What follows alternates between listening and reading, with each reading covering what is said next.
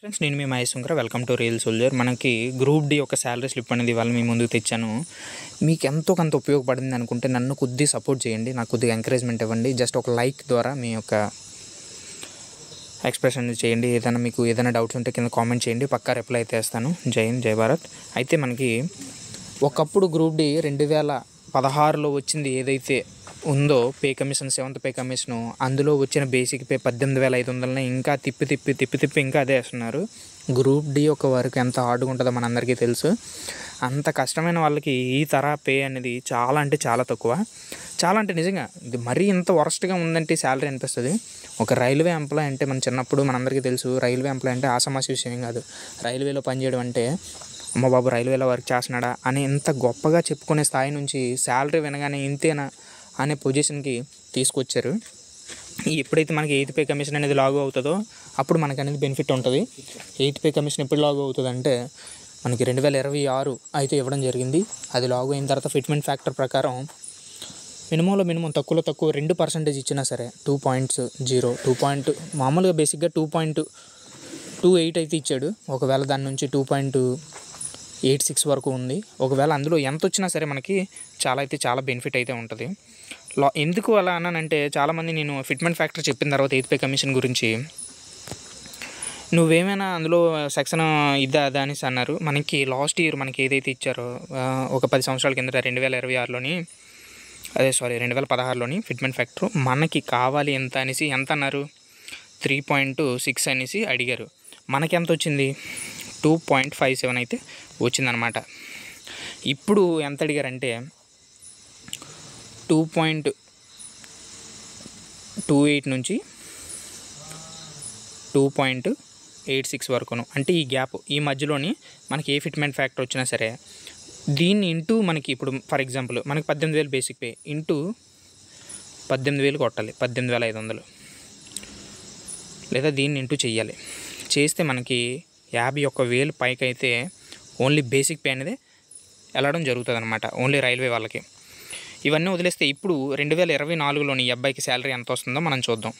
Basic pay వదిలేస్తే ఇది మారిన తర్వాతే రైల్వే వాళ్ళకి బెనిఫిట్, అప్పటి వరకు అయితే ఏ బెనిఫిట్ లేదు. ఇది మన విజయవాడ డివిజను నవంబర్ 2024 మంత్ చూసినట్లయితే మనోడు ఇంక్రిమెంట్ డేట్ చూస్తే డేట్ ఆఫ్ బర్త్ మనోడు జాయినింగ్ డేట్ 5వ నెల 5వ తారీఖు 2023 జాయిన్ అయ్యాడు. ఇంకో లెవెల్ 1 ఇక్కడ లెవెల్ 1 ఇచ్చాడు. బేసిక్ పే వచ్చేసి 18,500. ఫస్ట్ ఇంక్రిమెంట్ డేట్ ఎప్పుడంటే ఈ 2025 అంటే ఈ జనవరి నెల 1వ తారీఖుని ఇంక్రిమెంట్ పడి ఉంటుంది. అదనమాట. ఇంకా పైన మీరు డీటెయిల్స్ చూసుంటే మీకు అర్థమైపోద్ది. ఈ PRAN number, account details, through payment mode ఏ విధంగా ఉంది, పాన్ అకౌంట్, తర్వాత అబ్బాయి డీటెయిల్స్ ఇవి. అబ్బాయి డిజిగ్నేషన్ అంటే డ్యూటీ ఏంటంటే track man, department engineering, station వచ్చేసి BTTR, బిల్ యూనిట్ వచ్చేసి ఇది, ఆధార్ కార్డ్ నెంబర్ సంథింగ్ అనమాట. ఇవన్నీ చూసుకుంటే మనకి బిల్ వచ్చేసి ఈ విధంగా ఉంటుంది, ఈ విధంగా జనరేట్ అవుద్ది. బేసిక్ పే మనకు తెలుసు కదా, ఈ విధంగా వాళ్ళ యొక్క పేసిప్ అయితే ఈ విధంగా వస్తుంది అనమాట.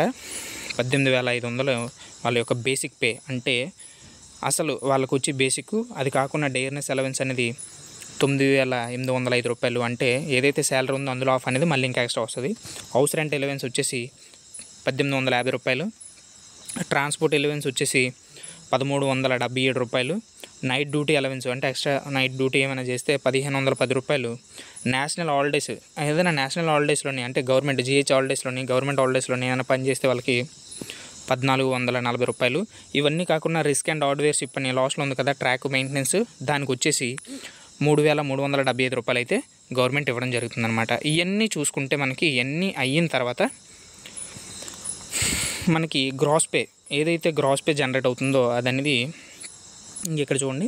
టోటల్ డ్యూటీస్ డేస్కి 30, గ్రాస్ పే వచ్చేసి 37,850 రూపాయలు అనమాట.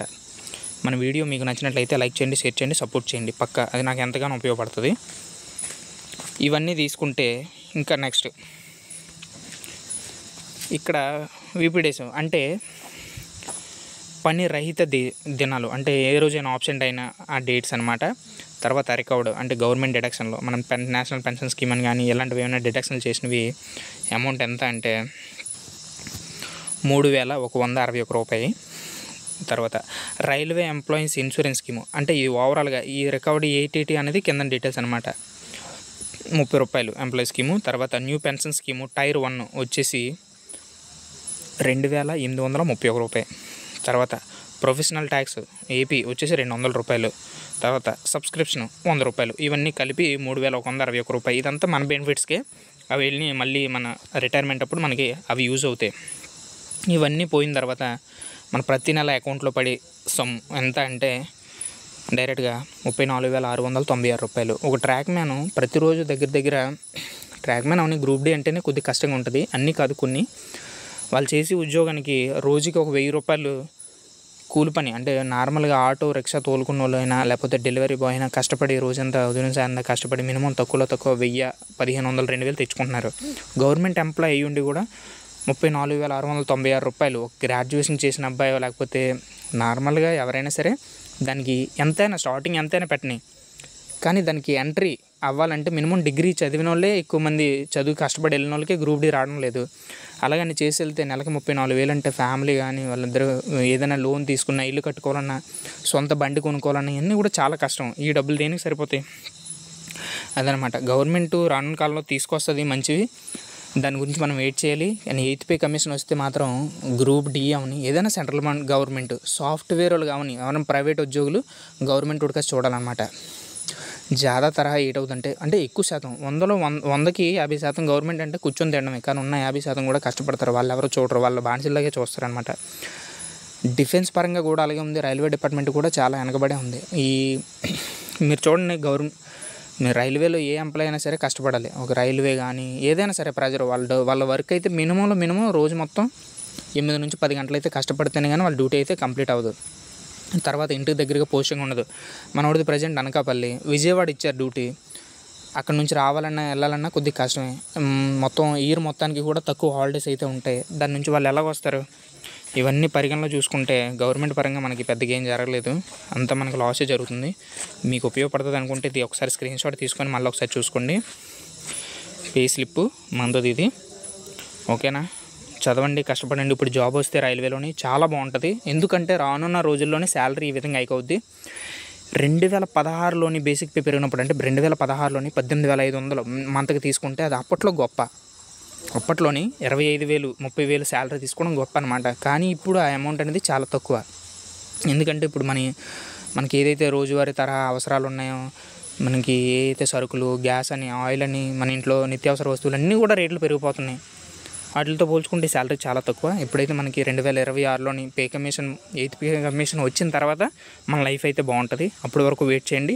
ఇప్పుడు నుండి చదవండి. 8th పే కమిషన్ రాగానే ఫస్ట్ ఉద్యోగం మీరైతే సరే స్టార్టింగ్లో ఎప్పుడు వచ్చినా 8th పే కమిషన్ వచ్చిందంటే అందరు బేసిక్ పేలు స్టార్ట్ అయిన వాళ్ళకి, మీకు ఇప్పుడు ఇతను 2023లో జాయిన్ అయ్యాడు, మీరు 2026లో వచ్చిందనుకో, ఇతనికి మీకు ఎంత 1,500, 2,000 రూపాయలు తేడా ఉంటుంది మార్జిన్, అంతకన్నా ఏం తేడా ఉండదు.